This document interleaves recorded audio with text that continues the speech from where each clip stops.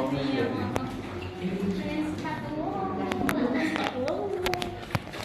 kali ya. Bismillahirrahmanirrahim. Assalamualaikum warahmatullahi wabarakatuh. Waalaikumsalam warahmatullahi wabarakatuh. Sebelumnya terima kasih kepada Ibu dosen pengampu mata kuliah Linguistik Bahasa Indonesia, Ibu Mahlia, Ibu Dr. Mahlia, MHUM, dan kepada teman-teman semua yang telah hadir di sesi diskusi kali ini. Sebagaimana kita tahu bahwa dasar-dasar wacana itu merupakan rangkaian kata yang tersusun yang mempunyai arti dari setiap bagian-bagiannya. Maka dari itu saya Hoyrul Nisa sebagai moderator. Nama saya Nurul Putri Utami sebagai presentator pertama. Dan saya Siti Fadila sebagai kedua. Maka dari itu kami akan mempresentasikan materi terkait dasar-dasar wacana. Pada yang silakan.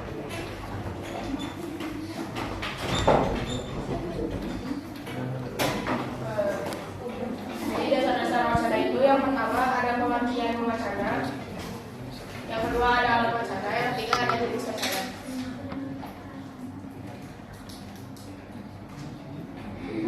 Menurut saya 2012 pada halaman 237, wacana merupakan satu satuan bahasa yang lengkap sehingga dalam hierarki gramatikal merupakan satuan gramatikal tertinggi atau terbesar. Sebagai satuan bahasa yang terlengkap, maka dalam wacana terdapat konsep gagasan, pikiran atau ide yang utuh yang dapat dipahami oleh pembaca dalam wacana tulis atau pendengar dalam wacana lisan. Selain itu, sebagai satuan gramatikal tertinggi atau terbesar, arti wacana dibentuk dari kalimat yang memenuhi persyaratan gramatikal dan persyaratan kewacana lainnya. Menurut Yuwono pada tahun 2005 di halaman 92, wacana ini merupakan bangunan yang terbentuk dari hubungan sistematis antara satuan bahasa secara padu dan terikat pada konteks. Terus kalau menurut KBBI pada 2016, wacana adalah komunikasi verbal atau percakapan, keseluruhan struktur yang merupakan suatu kesatuan atau satuan bahasa terlengkap yang direalisasikan dalam bentuk karangan atau laporan utuh seperti novel, buku, artikel, pidato, atau pokok. Kemampuan atau produser berpikir secara sistematis, kemampuan atau proses memberikan pertimbangan berdasarkan akal sehat, pertukaran ide secara verbal. Yang keempat ada Frida Laksana pada 2001 halaman 231, wacana sebagai satuan bahasa terlengkap dalam hierarki gramatikal merupakan satuan gramatikal tertinggi atau terbesar. Wacana ini dilaksanakan dalam bentuk karangan yang utuh, novel, buku, series, ensiklopedia, dan sebagainya, paragraf, kalimat, atau kata yang membawa amanat yang lengkap. Alat wacana itu ada tiga. Yang pertama ada penggunaan konjungsi, yakni menghubungkan bagian kalimat atau menghubung paragraf dengan paragraf. Contohnya itu ada dan, atau, karena, sejak, sebelum, sedangkan, meskipun. Dengan penggunaan konjungsi ini, hubungan ini menjadi lebih eksplisit dan akan menjadi lebih jelas bila dibandingkan dengan penggunaan kata konjungsi. Contoh penggunaannya ada di kata-kata yaitu Umar dan Amar adalah saudara kembar identik. Terus penggunaan kata ganti seperti dia, nya, mereka, dan lainnya. Dengan menggunakan kata ganti, maka bagian kalimat yang sama tidak diperlu diulangi lagi, melainkan diganti dengan kata ganti tersebut. Dengan demikian, kalimat-kalimat tersebut menjadi saling berhubungan. Terus penggunaan kata elipsis, yaitu penghilangan bagian kalimat yang sama yang terdapat pada kalimat lainnya. Dengan elipsis, karena tidak diulangi kalimat yang sama, maka wacana itu tampak lebih efektif dan penghilangan itu sendiri menjadi alat penghubung kalimat di dalam wacana itu. Contohnya, menurut saya, koma, titik, seperti seperti titik-titik-titik. Bagaimana, Bu? Nah, jadi di dalam FLC itu perlu diperhatikan bahwa jumlah titik pada tanda FLC itu sebanyak 3 kali. Gunanya itu untuk membuat kalimat yang tidak harus ditulis atau diucapkan secara penuh karena terlalu panjang. Sekian penjabaran dari saya. Selanjutnya akan dilanjutkan oleh presentator kedua.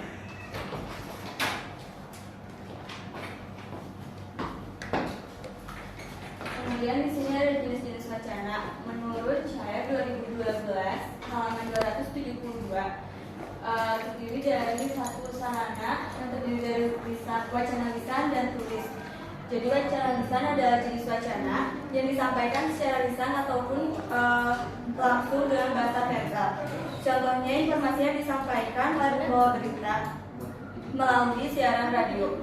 Sedangkan wacana tulisan adalah jenis wacana yang disampaikan melalui tulisan. Wacana ini juga disebut sering dianggap sama dengan teks atau naskah. Selain tulisan, wacana ini mencakup gambar, tabel, lukisan atau ilustrasi lainnya. Karena wacana ini dapat diwujudkan dalam bentuk kata, kalimat, paragraf, atau keterangan yang berisikan amanat yang lengkap. Contohnya kayak artikel, surat, novel, karya ilmiah, poster, dan lain sebagainya. Yang kedua ada penggunaan bahasa yang terdiri dari wacana prosa dan puisi. Wacana prosa yaitu wacana yang disampaikan dalam bentuk cerita atau tulisan berupa prosa.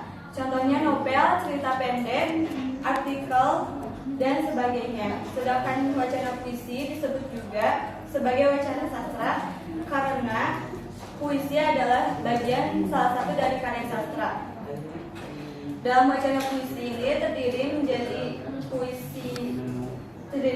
puisi puitik, yaitu wacana puisi yang gaya bahasanya puitis, dan puisi prosaik, yaitu wacana puisi yang gaya bahasanya mudah dimengerti karena dalam bentuk prosa. Terus yang ketiga ada penyampaian puisi yang terdiri dari wacana narasi, eksposisi, persuasi, dan argumentasi. Wacana narasi yaitu wacana yang berarti menceritakan suatu peristiwa yang disusun sedemikian rupa sehingga menimbulkan pengertian yang merefleksikan interpretasi penulisnya. Kemudian wacana eksposisi yaitu paparan yang memberikan dan menguraikan sesuatu demi suatu penyuluhan. Contohnya petunjuk cara penggunaan sablon. Kemudian ada wacana persuasi adalah wacana yang berisikan paparan untuk membujuk atau menghimbau pembacanya supaya melakukan sesuatu yang diucapkannya. Dan yang terakhir ada wacana argumentasi adalah wacana yang isinya terdiri dari paparan alasan dan pendapat untuk menemukan suatu kesimpulan. Wacana ini juga digunakan untuk meyakinkan kebenaran berupa pendapat, gagasan, ataupun konsep. Kemudian ada jenis-jenis wacana menurut list 1974 dalam Ibu Wono 2005 halaman 93 sampai 95.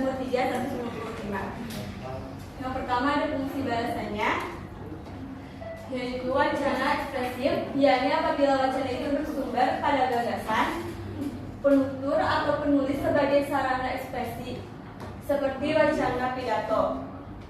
Kemudian yang kedua ada wacana patis, yakni apabila wacana itu bersumber pada saluran untuk memperlancar komunikasi, seperti wacana perkenalan dalam pesta.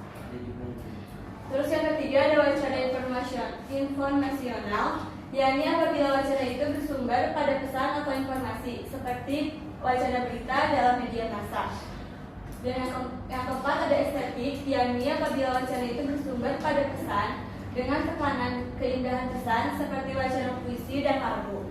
Dan yang terakhir ada wacana direktif, yakni apabila wacana itu diarahkan pada tindakan atau reaksi dari mitra tutur atau pembaca, seperti wacana demonstrasi. Kemudian yang kedua ada saluran komunikasi yang terdiri dari wacana lisan dan tulisan. Wacana lisan dan wacana yang memiliki ciri antara lain adanya penutur dan ditutur. Bahasa yang dituturkan dan ahli tutur atau true talking yang menandai pergantian giliran bicara. Dan yang terakhir ada wacana tulisan, yakni wacana yang ditandai oleh adanya penulis dan pembaca. Bahasa dituliskan dan penerapan sistem ejaan. Selanjutnya akan disampaikan oleh Nisa.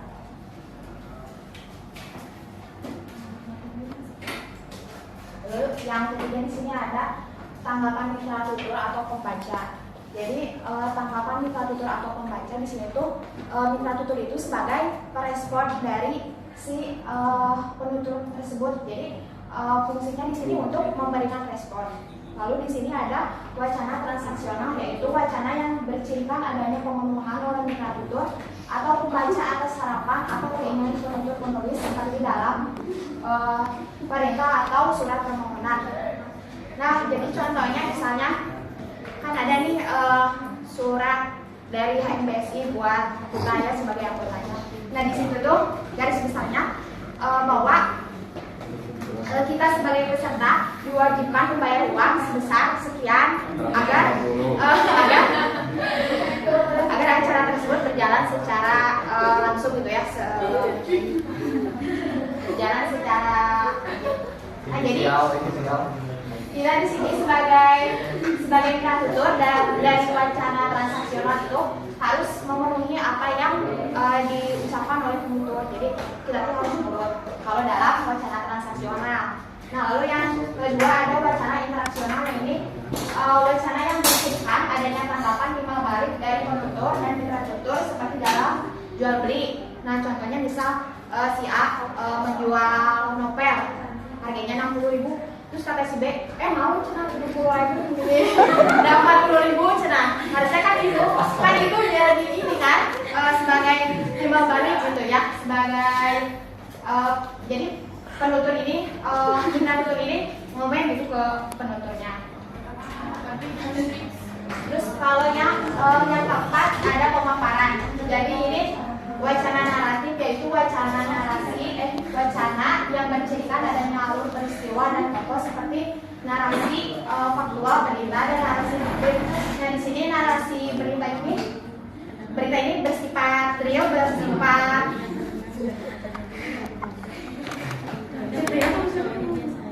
di sini berita ini bersifat asli. Contohnya kan minggu kemarin ada kebakaran di Cilandak. Yes, betul. Kebakaran pabrik. Nah, itu kan merupakan suatu berita asli.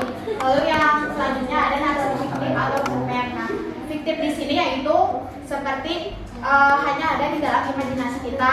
Contohnya cerita misalnya Belalang Sembah atau Nanti Dongeng, Putri, kayak gitu kan itu fiktif. Lalu yang selanjutnya ada deskripsi, yaitu wacana yang diberikan oleh adanya data suatu hal seperti pada profil. Nah, misalnya di sini kan kita itu kan berceritakan adanya suatu hal dalam profil. Misalnya dalam CV, kan dalam CV itu ada profil kita yang ada nama, alamat, tempat tanggal lahir, itu kan seperti mencirikan. Jadi kan itu dalam wacana profil. Lalu ada wacana ekspositoris, yaitu wacana yang bercirikan oleh kuatnya paparan informasi seperti karangan khas, seperti feature. Nah, jadi feature ini kan merupakan berita yang asli, berita yang singkat padat, di dalamnya terdapat unsur 5W1H. Lalu selanjutnya ada wacana argumentatif, yaitu wacana yang berincikan oleh kuatnya argumentasi karena didukung oleh bukti dan prosedur metodologis seperti skripsi. Nah, jadi di dalam wacana argumentatif ini si penulis memberikan pembuktian kepada pembacanya bahwa di dalam argumentatif ini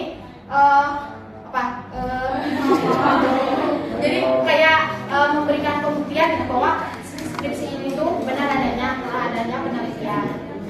Terus yang kayak ada wacana persuasif, yaitu wacana yang bercirikan atau menonjolnya rangsangan dan tujuan dari penutur atau penulis agar mitra tutur atau pembaca mengikuti apa yang diharapkan penutur atau penulis seperti iklan.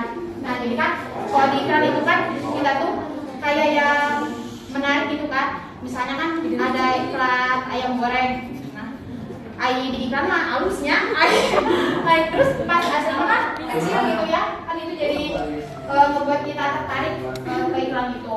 Terus ada wacana portatoris, yaitu wacana yang bercirikan oleh kuatnya amanat dan didukung dalam bahasa seperti khotbah. Nah, jadi dalam wacana portatoris ini, jadi si penuturnya itu mencirikan bahwa adanya amanat yang dalam, yang penting di dalam wacana portatoris tersebut. Lalu ada wacana prosedural, yaitu wacana yang bercirikan oleh menonjolnya proses, langkah atau tahap seperti petunjuk penggunaan alat. Terus misal contohnya kita membuat obat. Nah, dalam membuat obat itu kan kita harus menyiapkan alat dan bahan, terus setelah itu proses produksi, lalu udah itu finishing, pengemasan dan pemasaran.